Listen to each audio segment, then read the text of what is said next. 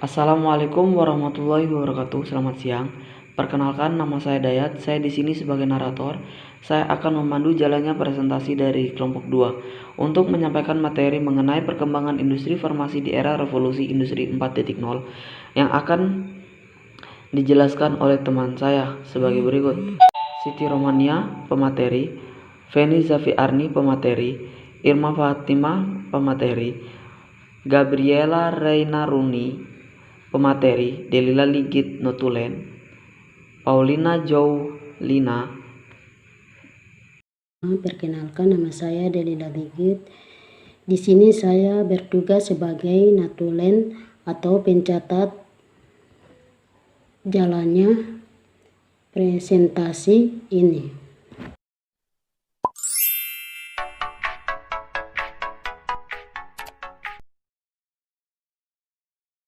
Perkenalkan, nama saya Siti Romania.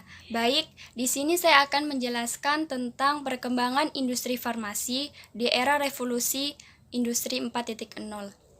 Nah, dalam perkembangan revolusi industri 4.0 ini bukan hanya perkembangan pada perekonomian saja, namun juga perkembangan di bidang kesehatan, khususnya pada bidang farmasi, yang berkaitan erat dengan produk dan pelayanan produk untuk kesehatan. Pada era industri generasi keempat ini telah menemukan pola ketika disruptif teknologi hadir begitu cepat dan mengancam keberadaan perusahaan-perusahaan incumbent. Nah, pada era industri generasi keempat ini juga berpendapat bahwa memiliki ukuran besar perusahaan tidak menjadi jaminan, namun kelincahanlah yang menjadi kunci keberhasilan untuk meraih prestasi dengan cepat. Hal ini ditunjukkan oleh Uber yang mengancam pemain-pemain besar pada industri transportasi di seluruh dunia. Baik, sekian penjelasan dari saya. Nah, penjelasan selanjutnya akan dijelaskan oleh teman saya, Feni Zafiarni. Terima kasih. Nama saya Feni Zafiarni. Baik, di sini saya akan melanjutkan penjelasan mengenai perkembangan farmasi di era revolusi industri 4.0. Jadi, revolusi industri 4.0 dapat mengubah cara hidup, bekerja, dan hubungan satu sama lain dalam setiap bidang masing-masing. Nah, teknologi dan pendekatan baru yang menggabungkan dunia fisik, digital, dan biologi dengan cara yang fundamental dapat mengubah manusia. Karena pesatnya perkembangan ilmu kefarmasian, maka apoteker atau yang biasa kita kenal dengan farmasis dapat menempati bidang pekerjaan yang semakin luas. Dan jumlah farmasis di Indonesia saat ini masih kurang dari 10.000, sehingga rasio terhadap penduduk Indonesia kurang lebih 1:20.000, sedangkan di negara lain mempunyai rasio yang lebih kecil. Menurut ilmuwan pharmaceutical care, obat itu harus sampai di tangan pasien dengan keadaan baik, efektif, aman, disertai informasi yang jelas sehingga penggunaan obat itu bisa digunakan dengan tepat dan bisa mencapai kesembuhan. Pada negara maju, apoteker itu mempunyai peranan yang sangat penting, bahkan setara dengan dokter. Contohnya ada pada negara Jerman. Sekian dari saya. Untuk penjelasan berikutnya akan disampaikan oleh teman saya, Irma. Terima kasih. Perkenalkan, nama saya Irma Fatima. Baik, di sini saya akan melanjutkan penjelasan dari teman saya tentang perkembangan farmasi di era revolusi industri 4.0. Tujuan farmasi klinis adalah memaksimalkan efek terapeutik, meminimalkan risiko dan biaya, serta menghormati pilihan pasien.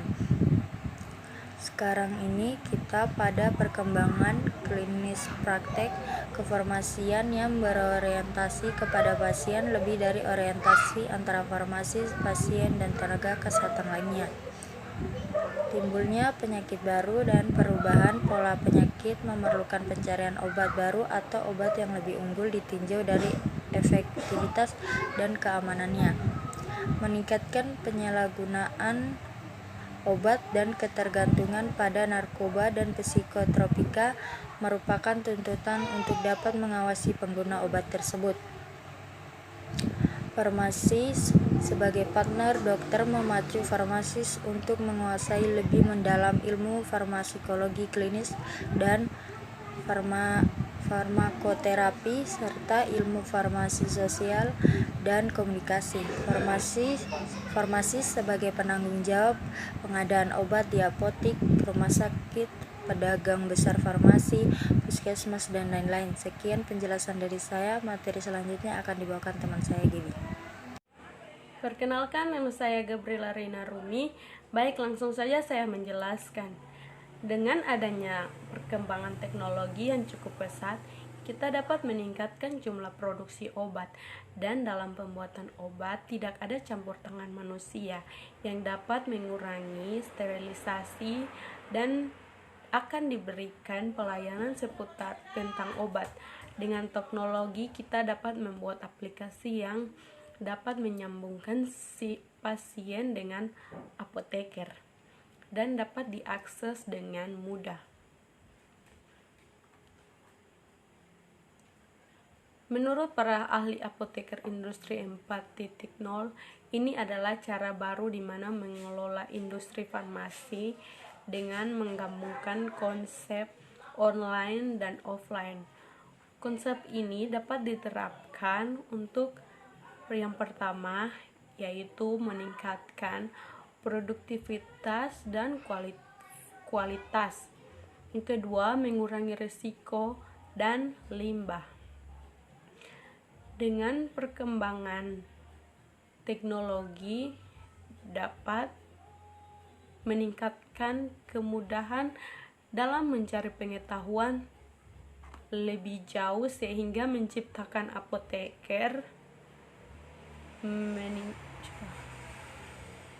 cerdas dan juga dapat meningkatkan kepercayaan masyarakat terhadap apoteker.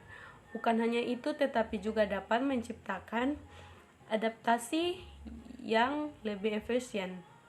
Terima kasih.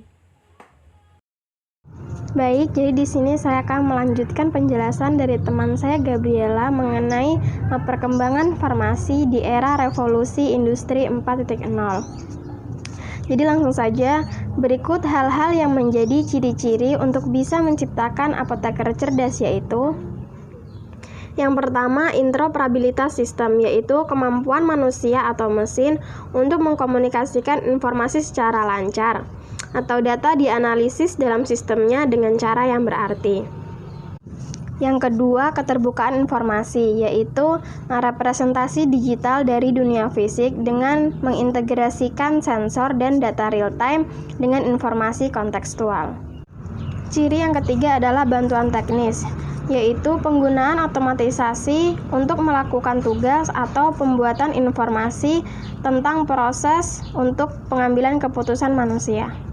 Sekian dari saya, untuk penjelasan berikutnya akan dijelaskan oleh teman saya Nia. Terima kasih. Di sini saya akan melanjutkan penjelasan mengenai perkembangan industri farmasi di era revolusi industri 4.0.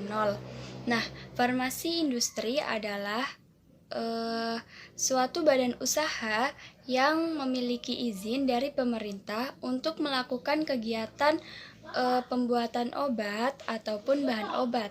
Nah, jadi keterkaitan farmasi dalam dunia industri farmasi itu sangatlah penting dalam pemasaran produk, riset dan pengembangan produk, kemudian pengendalian kualitas, produksi, administrasi, atau manajemen. Jadi, dapat disimpulkan bahwa dengan adanya perkembangan teknologi pada era revolusi industri 4.0 ini dapat memberikan perubahan yang sangat penting yang terjadi dalam struktur masyarakat Indonesia. Nah, pengenalan masyarakat Indonesia dengan pendidikan barat semakin membuka cakrawala mereka tentang nasib bangsanya. Sekian penjelasan dari saya, dan selanjutnya saya kembalikan kepada moderator. Terima kasih. Sekian presentasi yang dapat kami sampaikan. Saya berharap presentasi ini dapat memberikan manfaat bagi kita semua. Kurang lebihnya mohon dimaafkan. Wassalamualaikum warahmatullahi wabarakatuh. Selamat siang. Terima kasih.